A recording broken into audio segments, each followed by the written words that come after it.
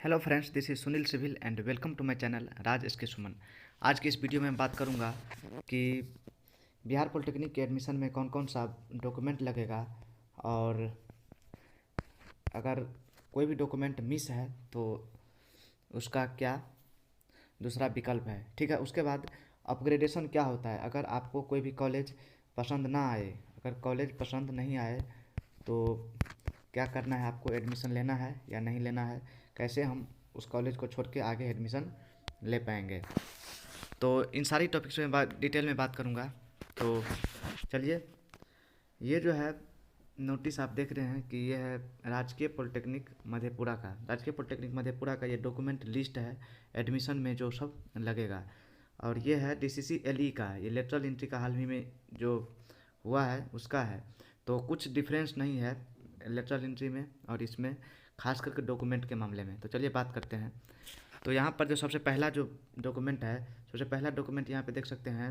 यहाँ पे total 16 document का यहाँ पे जिक्र किया गया है, कुछ कुछ डॉक्यूमेंट छोड़ दिया गया है, इसकी भी मैं बात करूँगा। तो सबसे पहले यहाँ पे देख सकते हैं कि मैट्रिक या समकक्ष परीक्षा का मूल प्रवेश पत्र, जो आपका एडमिट कार्ड है वो एडमिट कार्ड लगेगा। उसके बाद दूसरा है मूल अंक पत्र, मार्कशीट लगेगा आपका। ठीक है, मार्कशीट लगेगा। और उसके बाद देखिए मूल या औपबंधिक, इसको हम प्रोविजनल भी कहते हैं, औपबंधिक को हम कहते हैं प्रोविजनल। तो देखिए ये जो मूल जो है, मूल आपको उतना जल्दी नहीं आता है। जैसे अगर आप 2000 अगर आप 2020 में पास हुए हैं तो आपका मूल आएगा 2021 में, मतलब टोटल 1 साल से ज़्यादा वक्त लग जाता है मूल आने में। तो इसके लिए हमको कॉलेज से मार्कशीट के साथ साथ प्रोविजनल दिया जाता है, औपबंधिक दिया जाता है, तो वो लगेगा। तो देखिए आपका जो है ये तीनों जितना भी डॉक्यूमेंट आप दीजिएगा सबको जो है फ्रीज करके रख लिया जाएगा वहाँ पे। एडमिशन के साथ साथ आपका सब डॉक्यूमेंट कॉलेज रख लेगी ताकि आप आगे इसका मिसयूज ना कर सकें और साथ साथ कहीं दूसरा जगह एडमिशन ना ले लें। इसके लिए आपका, उसके बाद देख सकते हैं आगे है इंटरमीडिएट समकक्षा।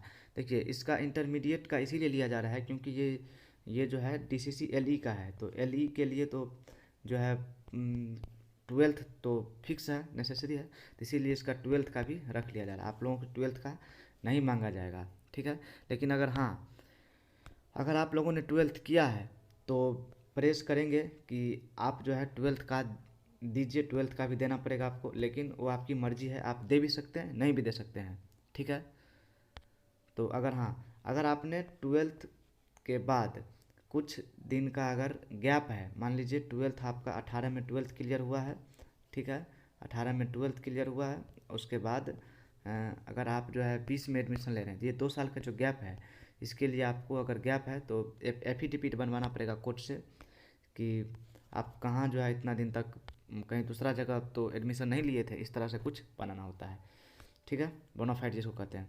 उसके बाद देखिए अगला है डिप्लोमा प्रवेश परीक्षा। ये जो आपने एग्ज़ाम दिया था इंट्रेंस का, उसका जो एडमिट कार्ड है, उसका एडमिट कार्ड वो लगेगा आपको। ठीक है, और उसमें जो फ़ोटो लगा हुआ था, तो देखिए आप जो फ़ोटो एडमिट कार्ड में दिए थे फॉर्म भरते समय, वही फ़ोटो आपको जितना पीस हो सके अभी से 3 साल के अंदर में सब फ़ोटो, वही फ़ोटो यूज होने वाला है पूरा कॉलेज पीरियड के दौरान में। तो इसीलिए आपको ये फ़ोटो ज़्यादा से ज़्यादा बनवा लेना है। ठीक, आगे देखिए मूल जाति प्रमाण पत्र, मूल आवासीय और मूल आय प्रमाण पत्र। यहाँ पे देख सकते हैं जाति, आय और आवासीय, ये तीनों बनाना होता है।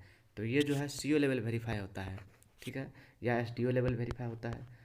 तो अगर ये मतलब कैसे बनता है ये भी, चलिए एक नज़र यहाँ भी डाल दीजिए। यहाँ देखिए जैसे जो अभी जो साइबर कैफ़े से ऑनलाइन बनता है जातीय आवासीय, उसमें देखिए मान लीजिए अभी आवासीय प्रमाण पत्र का निर्गमन, आवासीय प्रमाण पत्र अगर बना रहे होंगे तो वहाँ पे आपको 3 ऑप्शन आता है। क्या आप अंचलाधिकारी से बनवाना चाहते हैं? ठीक है, सीओ होता है। उसके बाद अनुमंडला पदाधिकारी से बनवाना चाहते हैं, एसडीओ होता है। ठीक है, उसके बाद जिला पदाधिकारी डीएम से बनवाना, डीएम के स्तर पे बनवाना चाहते हैं। तो ये आपको ऑप्शन उस टाइम में ही मिल जाता है जब आप अप्लाई करते रहते हैं साइबर कैफ़े पे।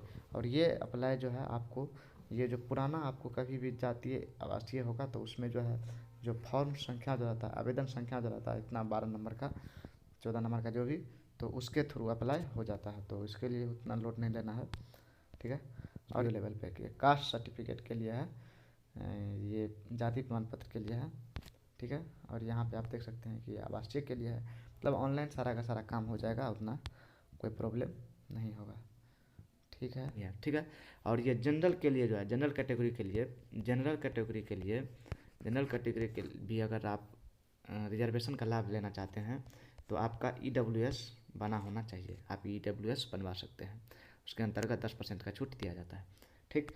आगे देख सकते हैं, यह है चरित्र प्रमाण पत्र, यह है कैरेक्टर सर्टिफिकेट।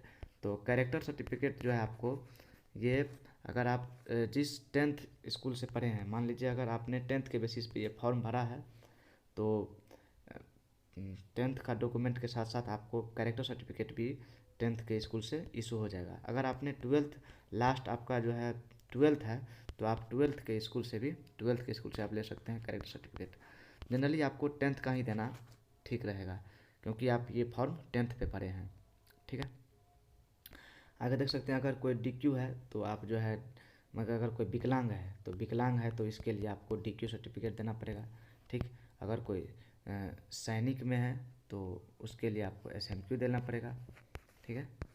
आगे देख सकते हैं, कॉपी ऑफ आधार कार्ड, ये 8वां जो डॉक्यूमेंट है, copy of Aadhaar card, Aadhaar card का कॉपी लगेगा। उसके बाद देखिए, आपने जो DCC के लिए जो, ये जो पॉलिटेक्निक का DCEC का जो, मान लीजिए आपने जो फॉर्म भरा था पॉलिटेक्निक का, तो उस टाइम में आपको हार्ड कॉपी निकला था पार्ट A, ठीक है दोस्तों, part A and part B, ये आपको निकला था और ये आपको लगेगा, तो उसको आप ध्यान से रखिएगा। अगर हाँ, ये बात भी मैं आपको बता देता हूँ कि अगर आपका ये पार्ट A, ठीक है, और पार्ट B खो गया है या फिर नहीं मिल रहा है तो घबराइए नहीं, इसका भी उपाय है, ये आप डाउनलोड कर सकते हैं फिर से, ठीक है। कैफे पे जा कर के आप अपना रजिस्ट्रेशन नंबर और पासवर्ड डाल के इसको फिर से डाउनलोड कर सकते हैं, ठीक है। आगे देखिए, उसके बाद दिया हुआ है रैंक कार्ड। तो जो आपका रैंक कार्ड है DCC का, जो पॉलिटेक्निक का रैंक कार्ड है, आपका कितना रैंक आया है वो आपको डालना है, ठीक है। उसके बाद देखिए, अगला है provisional allotment order. Provisional allotment order का मतलब होता है कि आपने जो काउंसलिंग किया था उसमें आपने बहुत सारे क्वेश्चन, बहुत सारे मतलब चॉइस को लॉक किया था, तो उसमें बोर्ड के द्वारा आपके रैंक के अनुसार से जो कॉलेज अलॉट हुआ उनके लिए आपको एक प्रोविजनल डाउनलोड होगा। तो वो प्रोविजनल आपको लगाना है, provisional allotment letter, provisional allotment letter जो अब डाउनलोड होने वाला है, जिसके आधार पे आपको पता चला कि हमको इस कॉलेज में ये ब्रांच मिला है। चलिए आगे देखते हैं। उसके बाद देखिए, वेरिफिकेशन स्लिप की 2 copy download with biometric, verification slip 2 copy of download along with biometric form number 1, ये आपको वहीं पे मिल जाएगा जहाँ पे एडमिशन करवाने जाइएगा कॉलेज में, वहीं पे मिल जाएगा, ये कोई बड़ी बात नहीं है। उसके बाद आगे देखिए, गैपिंग सर्टिफिकेट, अगर आपका गैपिंग है तो गैपिंग के लिए एफिडेविट लगवाना पड़ता है कोर्ट से कि मैंने सर 2018 में मान लीजिए 12th किया था या 10th किया था, उसके बाद मैंने कहीं भी एजुकेशन के लिए अप्लाई नहीं किया था, या फिर किया भी था तो वहाँ सर मैं नाम कटवा के CLC ले करके उसके बाद यहाँ पे एडमिशन ले रहा हूँ, ठीक है। आगे देख सकते हैं मेडिकल सर्टिफिकेट। तो ये मेडिकल सर्टिफिकेट भी दिया है। मेडिकल सर्टिफिकेट कुछ नहीं होता है, उतना इसमें लोड नहीं लेना है। मेडिकल सर्टिफिकेट एक जो है, मतलब कोई भी जो डॉक्टर होता है MBBS, उसका एक समझिए पैड होता है, उसका एक ऑफिशियल जो है अपना मतलब कागज़ होता है जो जिस पे पर्ची काटता है अपना खुद, तो उसमें यहाँ पे डॉक्टर का नाम लिखा हुआ रहता है, उसका एड्रेस, उसका मतलब क्या डिग्री, सब कुछ लिखा हुआ रहता है इतना दूर में। उसके बाद ये आपको पूरा ब्लैंक रहता है, ये वाइट कलर का रहता है, इसमें अपना लिखता है कि ये बच्चा पॉलिटेक्निक में एडमिशन ले रहा है, ये मेडिकली फिट है। कुछ भी नहीं है, वहाँ पे जाइएगा किसी भी डॉक्टर के पास तो 400 रुपया दीजिएगा, बना देगा, बात ख़त्म है, ठीक। तो इतना तक तो हो गया। और जो मेन इम्पोर्टेंट है, मेन तो है CLC हो गया, ठीक है। एक कॉलेज लिविंग सर्टिफिकेट, ठीक है, ठीक, CLC हो गया। आप जो मान लीजिए जिसको TC भी कह देते हैं, TC, तो मतलब अगर आपने इससे पहले जहाँ पे पढ़ा था, मान लीजिए 12th किया था, तो 12th किया था तो आप वहाँ से नाम कटवाइएगा तभी नहीं यहाँ पे एडमिशन लीजिएगा, तो वहीं 12th का आपको CLC लगेगा कि आप वहाँ से उसको छोड़ चुके हैं और यहाँ पे एडमिशन ले रहे हैं, तो वहाँ से आपको CLC लेना पड़ेगा। ठीक है, अगर 10th से है तो SLC लेना पड़ेगा, मतलब स्कूल लिविंग सर्टिफिकेट। बात वही है, विद्यालय परित्याग प्रमाण पत्र, कि मैंने उस विद्यालय को परित्याग कर दिया। चलिए आगे देखते हैं। देखिए आगे जो है ना, मतलब ये मेन इशू है कि अपग्रेडेशन क्या होता है। अपग्रेडेशन देखिए ये बहुत ही इम्पोर्टेंट चीज़ है किसी भी स्टूडेंट को। जैसे मान लीजिए कि उसको लेना है, मान लीजिए उसको लेना है इलेक्ट्रिकल, ठीक है, उसको इलेक्ट्रिकल लेना है, ठीक है, लेकिन उसको इलेक्ट्रिकल में लेना है, लेकिन उसका रैंक अभी ख़राब है, तो उसको अभी मान लीजिए मिल गया है इलेक्ट्रॉनिक्स, कोई दिक्कत नहीं है, इलेक्ट्रॉनिक्स। तो कितना बच्चा इस कन्फ्यूजन में रह जाता है कि भाई हमको तो लेना है इलेक्ट्रॉनिक्स, तो हमको तो लेना है इलेक्ट्रिकल, तो हम इलेक्ट्रॉनिक्स क्यों एडमिशन लें। नहीं, आपको क्या करना है कि ये जो पहला आपको अलॉटमेंट निकलेगा अभी, उसमें अगर इलेक्ट्रॉनिक्स मिलता है तो आप उसकी इलेक्ट्रॉनिक्स में ही जिस कॉलेज में मिला है वहाँ पे पहले आप जाके पहले एडमिशन करवाइए। ठीक है, एडमिशन करवाइए, और एडमिशन करवाते समय कॉलेज में ही आपको पूछा जाएगा कि आप अपग्रेडेशन के लिए अलाउ करना चाहते हैं। देखिए अपग्रेडेशन होता है। अपग्रेडेशन के लिए आपको पूछेगा करना चाहते हैं, तो कहिएगा हाँ सर अपग्रेडेशन अलाउ कीजिए मेरा। इसका मतलब ये हुआ कि आगे तुमको इसमें नहीं रहना है, अगर दूसरा राउंड का कौन निकलेगा तो उसके लिए तुम अप्लाई कर सकते हैं। अगर आप यहाँ पर कि बोल दिए कि हमको अपग्रेडेशन नहीं करना है, तब वहीं आपका जो ब्रांच मिला है, जो कॉलेज मिला है, वहीं पे आप रह जाइएगा। ठीक है, देखिए क्या होता है, अपग्रेडेशन करने से ये फ़ायदा होता है कि अगर आपका एडमिशन कहीं नहीं भी होता है तो वहाँ पे तो एडमिशन रहेगा ही, और आपको एक चांस भी मिल जाता है सेकेंड काउंसलिंग के अप्लाई करने के लिए।